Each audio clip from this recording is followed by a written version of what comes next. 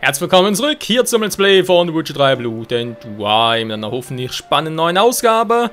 Hier immer noch in La Cage au Fou oder au Feu oder was auch immer. Jo, Barbier.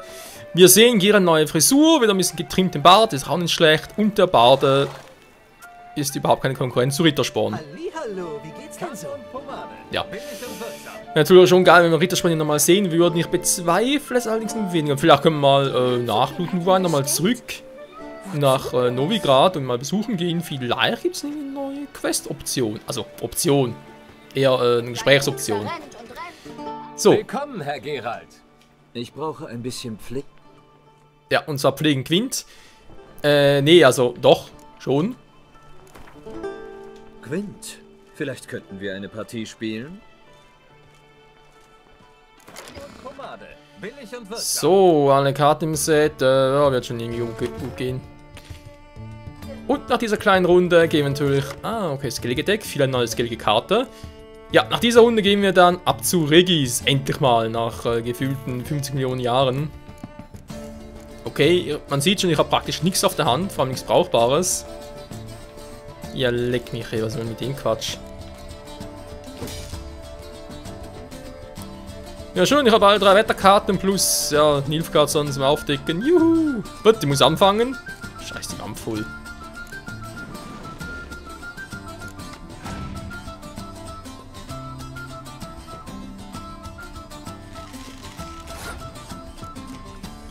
Junger Berserker, das sehe ich weniger gerne, aber ein bisschen Gauntod im Action. Noch aus Hearts of Stone. Eine Trompete kann ich gut gebrauchen oder auch Rittersporn. Wäre auch ganz geil.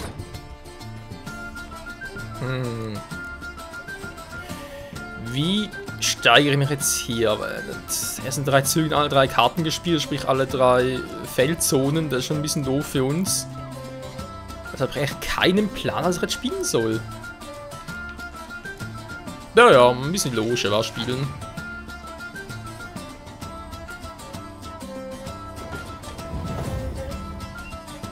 Das war offenbar eine gute Entscheidung. War aber, ja, eben schon Belagerungskarten.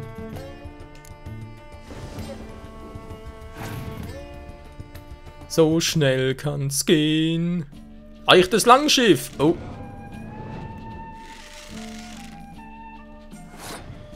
Es wird nicht besser, Freunde. Ich glaube, der ist ziemlich stark. Kann das sein? Okay, muss ich einfach noch ein bisschen schwächen. Ich weiß, er führt immer noch.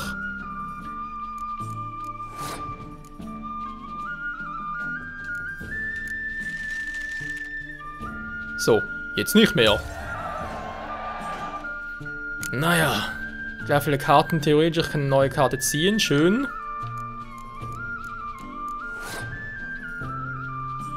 Daneben muss alles mittellos werden. Naja, ich mal ganz kurz Wess und dann übergebe ich nach ihn. Übergebe ich ihm wieder. Natürlich muss man stärker spielen. Wird die Karte 3-mal? Okay. Ja, scheiße. Der Kopf kann noch ein bisschen weiter schwächen, aber geht halt nicht mehr. Weil ich brauche den Vorteil, dass er halt die letzte Karte spielen kann. Der Vorteil ist essentiell für meine Strategie. Ja, Skillfähigkeit, ja, leg mich am Arsch. Noch 5 Karten, jetzt kommt er noch mit Rittersporn. Das ist aber keine skillige Karte. Übrigens, wieso bringt er die in die Angriffszone? Von mir aus. Ich schwäche mal, wa? Hoffentlich macht er keinen Bären draus.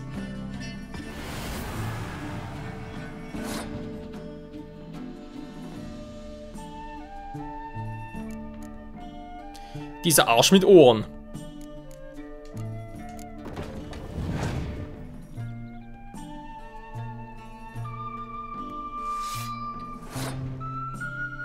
Oh, das wird übel. Aber echt nichts mehr? Nein! Der hat meine Karten rausgehauen, der Arsch!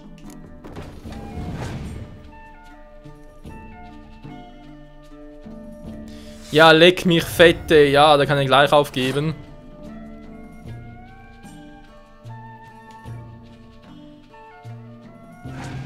Mann, wieso muss ich auch so verdammt schlechte Karten haben? Jetzt reicht's mir, Freunde. Jetzt reicht's mir. Und so endgültig, jetzt gehe ich aufs Gewinn noch die alten Karten abholen. Und so die Karten, die ich bereits... Was soll hin? Zu Regis, wa? Ja, genau. Die Karten, die ich bereits bei New Game Plus waren aber die ersten 9 Parts. Ne, 9 geht nicht, das war ja das Turnier, Novigrad. Also die ersten 8 Parts, die ich ja dort gewonnen, gefunden, wie auch immer habe, noch gezeigt habe, die hole ich mir jetzt hier aufs Gewinn auch noch rein. Weil sonst jetzt extrem schwierig.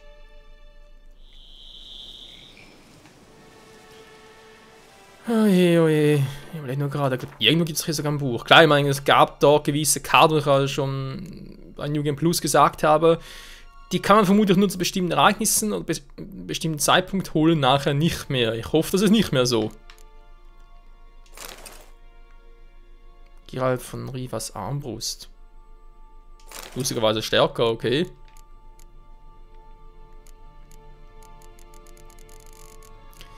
Tja. Sind es wieder Questgegenstände? Das muss irgendwie ein Buch sein. Genau zu sein, ein Quintbuch.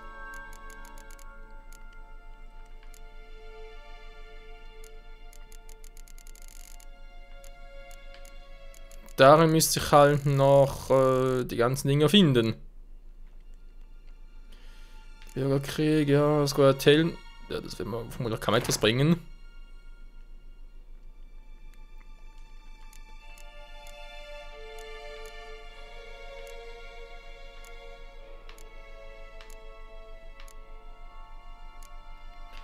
Das muss ein Buch sein, was ich nur einmal habe.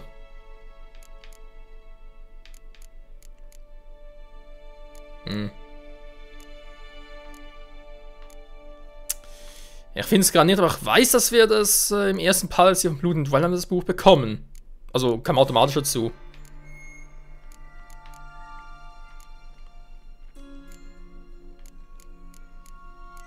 Ja, die Dinge, ist nicht irgendwie besonders hervorgehebt oder so etwas? Nö, war. Ja, ich muss gucken, Leute. Ich weiß nicht, wo das nicht mehr auswendig, wo das sein soll, aber irgendwo haben wir so ein Quintbuch, wo alle Karten eigentlich aufgezeichnet sein sollen. Sprich, wo man sie finden kann. Naja. Die schön skellige Mission hier. Wenn ich gerade echt ernsthaft frage.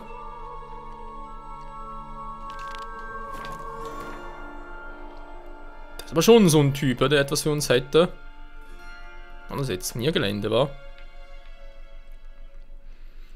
Jep, Tatsache Barbier. Okay, sind sogar 3 da. Ja, ja, dann machen wir es ein bisschen anders. Egal. Ist jetzt offen? Ah ja. Jetzt hat er es offen gelassen, ist klar. Falsche Quest, Kumpel. Hier. Hm?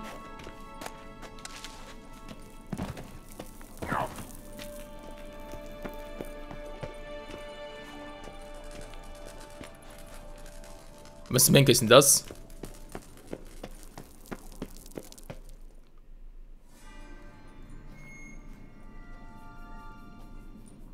Ob man aus der Hand ein feines Süppchen kochen kann?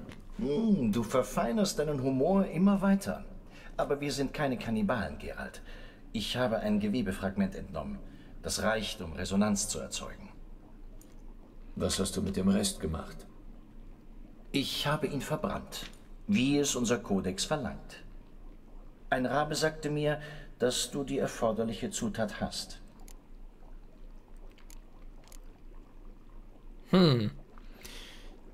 Glaube ich eher weniger, aber ja, wäre eigentlich schon eher typisch. Hast du mir deine Spione hinterhergeschickt? Meine Beobachter. Wäre etwas schiefgegangen, hätte ich rasch eingreifen können. Ich bin zurechtgekommen, aber danke trotzdem. Brauchst du noch lange für die Resonanz? Du hast eine letzte Zutat erwähnt, die noch fehlt. Welche ist das? Diese Angelegenheit könnte schwierig werden. Wenn man die Erinnerungen eines Wesens beschwören will, braucht man das Blut eines anderen Vertreters seiner Art. Kein Problem. Ich kenne einen höheren Vampir, der sicher gerne aushilft. Stimmt's, Regis? So einfach ist das leider nicht. Als du unterwegs warst, habe ich alles versucht, um einen Ersatz zu finden. Aber ich fürchte, es gibt keinen. Ich begreife wohl nicht recht, woran es hakt. Können wir nicht einfach etwas Blut von dir nehmen? Das Blut muss angeregt sein. Sicher weißt du, dass höhere Vampire ihre körperliche Hülle verändern können. Und damit auch die chemische Zusammensetzung des Blutes. Ich mache es kurz. Ich muss mich selbst in einen Zustand starker psychokinetischer Erregung versetzen. In einen Zustand des tollwütigen Wahnsinns. Und das ist sehr gefährlich. Der meint aber nicht seine Vampirform. Die ist ziemlich riesig und also wenn er da die Kontrolle verliert, dann hasta la vista, Geralt. Wieso gefährlich? Du bist doch dann noch du selbst, oder? Ja, aber ich werde in Raserei verfallen. Du weißt besser als ich, dass man die nicht kontrollieren kann. Wenn du je einen Vampir in Raserei gesehen hast, ist dir klar, was für eine Gefahr er für seine Umgebung darstellt. Und wie kommen wir damit klar? Ich will nicht von dir mit ausgefahrenen Krallen angesprungen werden. Da wären wir schon zwei. Aber sei unbesorgt. Ich habe die Sache gründlich durchdacht. Die Einzelheiten sage ich dir noch. Da wäre ich durchaus für. Na schön. Was hast du vor? Wir besuchen Tesha Mutna, ein altes Vampiranwesen. Dort finden wir aufgehängte Käfige. Ich setze mich in einen rein. Du lockst Monster an. Die tötest du dann und lässt sie ordentlich ausbluten. Wir sollten genug Blut haben, damit dessen Geruch mich in Raserei bringt.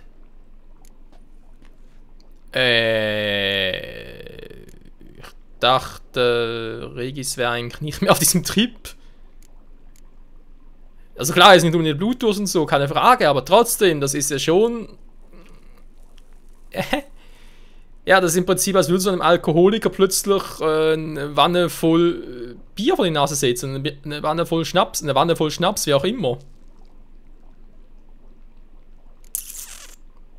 Naja. Tesha Mutna, was gibt es darüber zu wissen?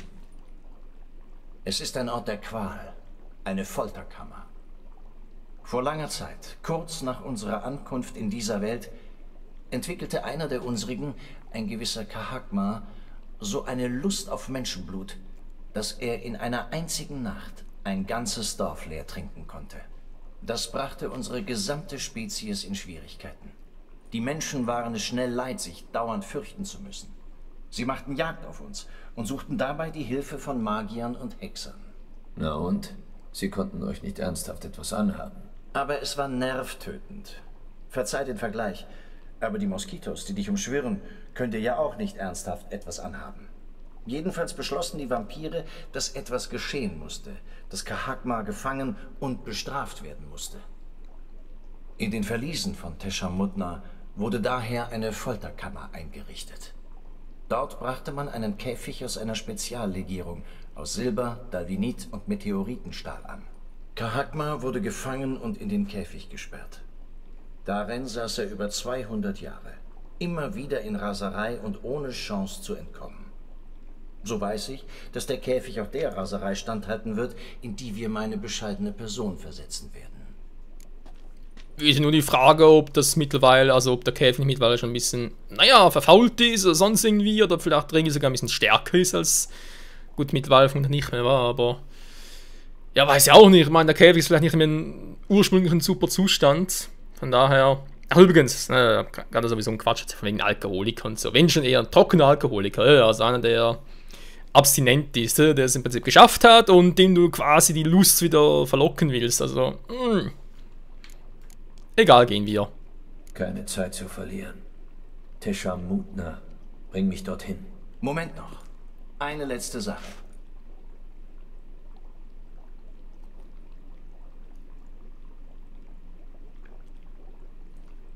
Was war das? Blut. Der letzte Gefallen, den der Rabe mir getan hat. Außerdem habe ich Sangurium eingenommen, das meinen Geruchssinn schärft. Jetzt rieche ich einen Blutstropfen, als wäre es eine Gallone. Bist du von Sinnen? Du bist ein trockener Süchtiger. Deine Anteilnahme rührt mich, Geralt. Aber bitte mäßige dich. Ich hatte keine Wahl.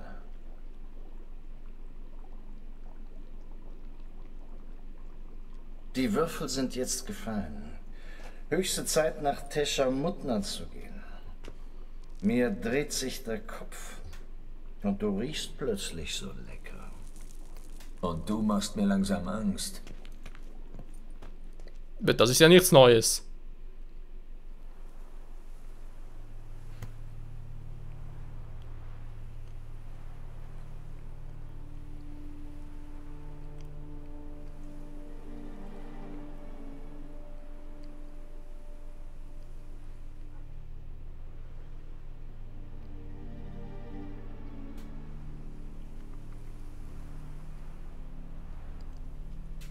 Wir sind da. Die Opferkammer der Folter und Pein ist unterirdisch.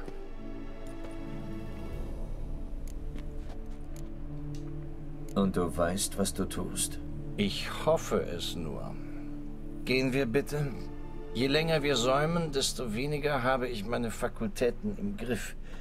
Ich will dich wirklich nicht verletzen. Will ich auch nicht. Geh voran.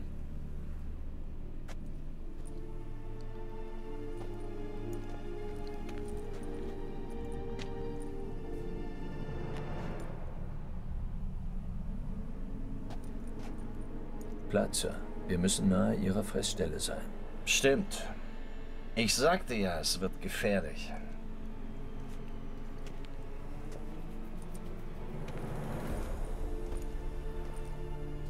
Hinter dieser Wand liegt... Ein altes Vampirverlies. Ich habe ja schon vieles gesehen, aber sowas noch nicht. Wie ehrenvoll. So ein erfahrener Mann, und doch kann ich ihm noch etwas Neues zeigen. Jetzt auf damit.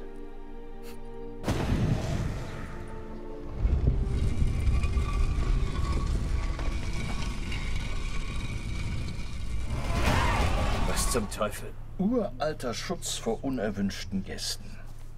Der Entriegelungsmechanismus reagiert nur auf das Blut höherer Vampire. Eine gesicherte Vampirfestung voller trickreicher Fallen. Toussaint war euch anscheinend mal wichtig. Offenbar schon. Übrigens, Rick ist leicht beschwipst, klingt auch interessant. Das wird es auch immer bleiben. Bei der Konjunktion hat sich das Tor aus unserer Welt in diesem Land geöffnet. Dies war der erste Ort, den wir sahen. Das hier ist ein übler Ort. Der Tod liegt in der Luft. Ja. Hier haben viele Wesen ihr Leben ausgehaucht.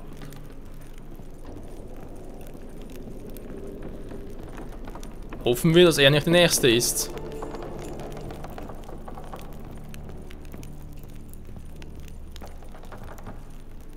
Alter Schwede, ey. Das ist voll spannend. Die Glyphen sind in den Fels geschnitten. Sie waren mal mit Blut überzogen. Bedeuten sie was? Es sind Zeichen, Symbole für... Du würdest sie Stämme nennen. Nach der Konjunktion in der Welt verteilt. Meine Ahnen platzierten sie hier, um uns an unsere Herkunft zu erinnern. Zu wem gehört dieses Zeichen? Amurun. Sie sind über das Meer gezogen. Zu wem gehört dieses Zeichen? Amurun. Sie sind über das Meer gezogen. Hat er schon mal gesagt? Was bedeutet dieses Symbol? Es ist das Symbol der Tedet, die nach Osten über die blauen Berge gingen. Was Rick ist noch alles weiß, wa? Alter, Rick, hör auf damit! Was treibst du da? Das macht mir echt Angst. Gewesen. Was ist das?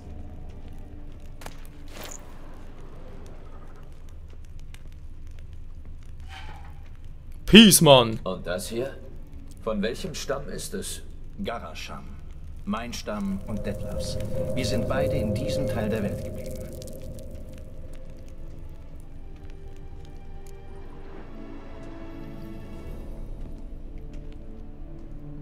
Alter, wie dunkel hier. Hübsch hier. Aber wozu all die Käfige? Du hast nur einen Vampir erwähnt. Tja, also... Meine Vorfahren waren nicht gerade humanitäre Überflieger. Sie befanden es als geeignete Strafe für Kahagma, Blut riechen, aber nicht erlangen zu können. Also hielten sie hier Menschen, die sie langsam zur Ader ließen. Kahagma wütete und tobte, während sie verbluteten. Sie haben sie wie Objekte behandelt. Ich würde gerne die Zeit zurückdrehen oder die Sache leugnen, aber ich kann beides nicht. Ich kann mich nur für meinesgleichen schämen. Nimm es nicht so schwer. Du hättest nichts daran ändern können. Machen wir uns an die Arbeit. Wirklich unangenehm. Na schön. Ich habe den Köder vorbereitet. Sei so gut und leg ihn aus. Am besten an den Tunneleingängen. Da breitet sich der Geruch schnell aus. Ja gut, machen wir das mal, aber ganz kurz. Beim Tunneleingang aus, dann wittern die Monster sich schneller. Wenn ich daran denke, wie die Tunnel hier entstanden sind, ekelhaft. Aber nur natürlich. Ein Ort, an dem es so nach Tod stinkt, zieht Nekrophagen an. Hä? Was sollen die machen? Kann er schlecht hier.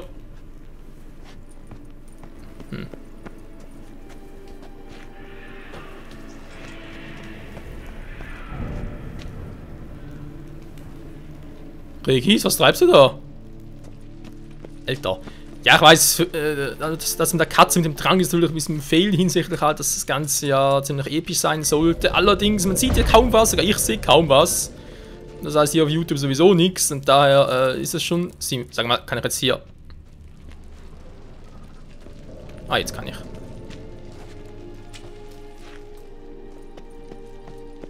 Ich habe das Gefühl, dass wir gleich ziemlich übel werden. Also ich weiß nicht, vielleicht soll er schon mal irgendwie...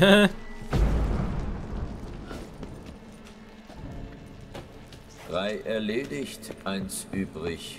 Meinst du, es funktioniert?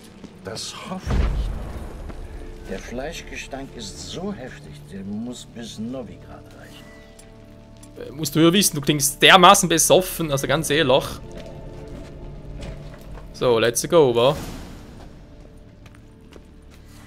Sonst so Monster natürlich ein bisschen fehlen. Nordwind ist besser. Ich mache am besten noch einen Donner. Ich weiß nicht, ob Regis plötzlich auftaucht, also uns noch gefährlich wird.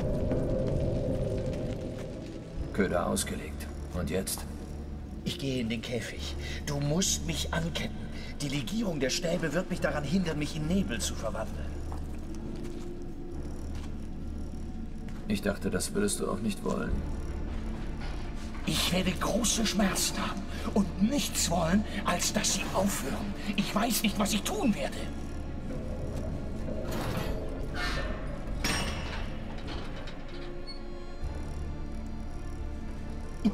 Beeilung! Die Biester haben die Fährte gefunden. Außerdem ist mir schwindelig. Liegt das am Blut? Wer nie vampirischen Blutdurst erlebt hat, weiß nicht, was Durst eigentlich ist.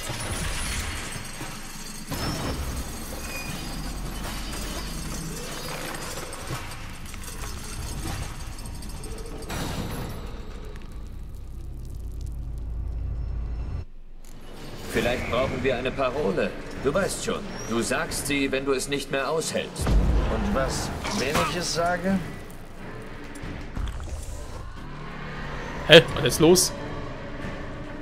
Oder plötzlich hier. Okay. Weiß nicht, ich beruhige dich irgendwie. Bitte, Geralt, das kannst du nicht. Wir müssen da jetzt durch. Aha. Alter! Regis hat das Blut gerochen.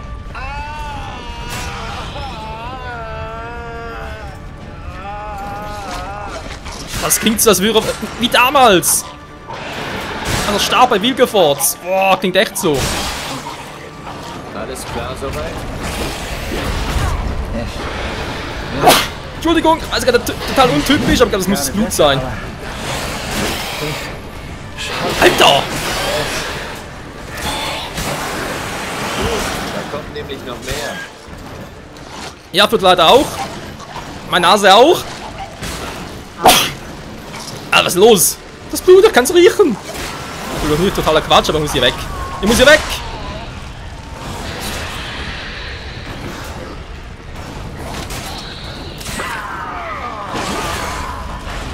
durch. Ich lass dich raus.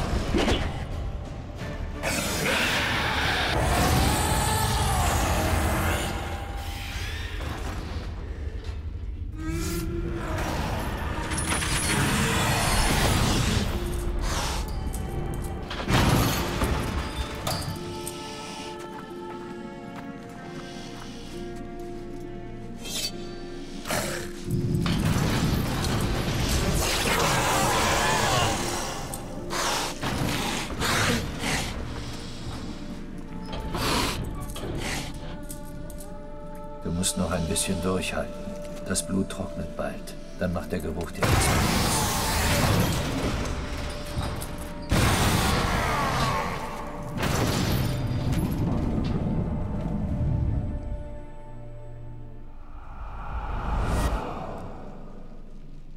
Ich bring dich hier raus.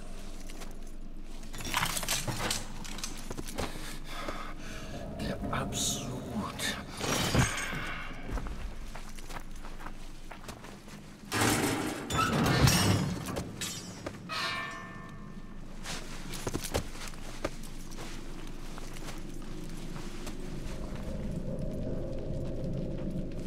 In dem Zustand kannst du ihn nicht fertigstellen. Sag mir einfach, was ich tun soll.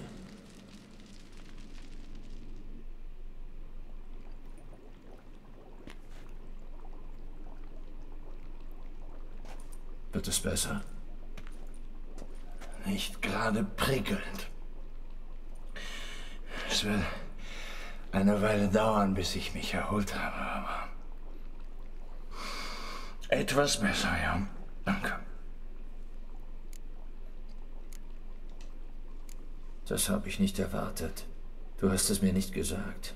Wir müssen nicht darüber reden. Ich will aber. Hätte ich geahnt, dass du dich einer Folter unterwirfst. Dann hättest du was getan? Detlef auf andere Art gefunden. Ich wollte nicht, dass du ihn auf andere Art findest. Hast du daran gedacht?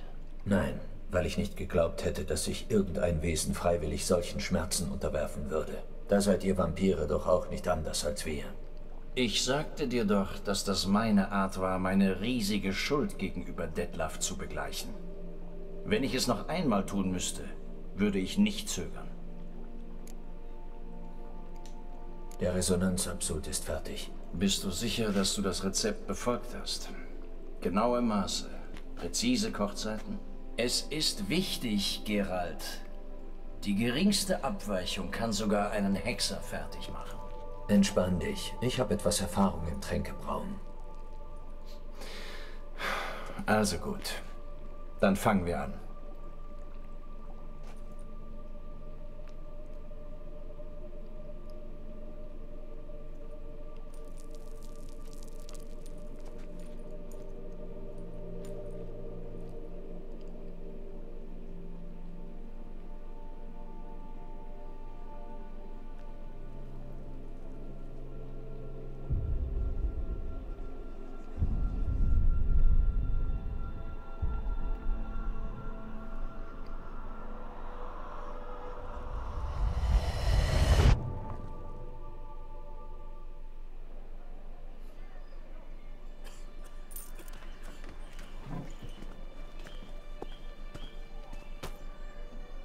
Entschuldigung. Es dauert nur einen Moment. Du hast dich vorgedrängelt, Herr. Aber werter Graf, versteh doch, ich habe eine Sitzung. Herr, du warst der Nächste. Bitte, nimm Platz. Dieser Herr war zuerst hier. Zurück, sonst bereust du es. Ach, ich wusste nicht, dass er dein Freund ist, Graf.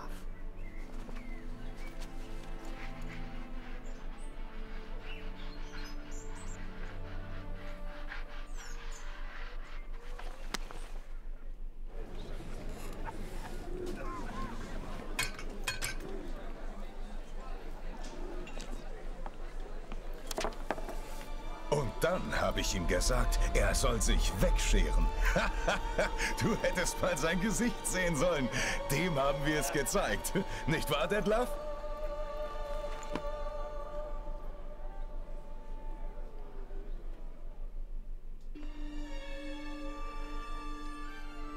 Aber Mutter bestand darauf, dass wir die Mühle kaufen.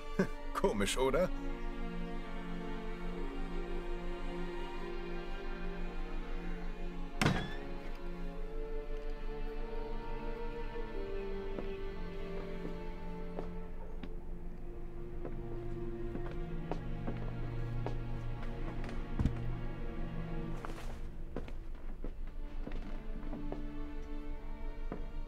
Na, immerhin habe ich Freunden und Mitarbeitern was zu erzählen.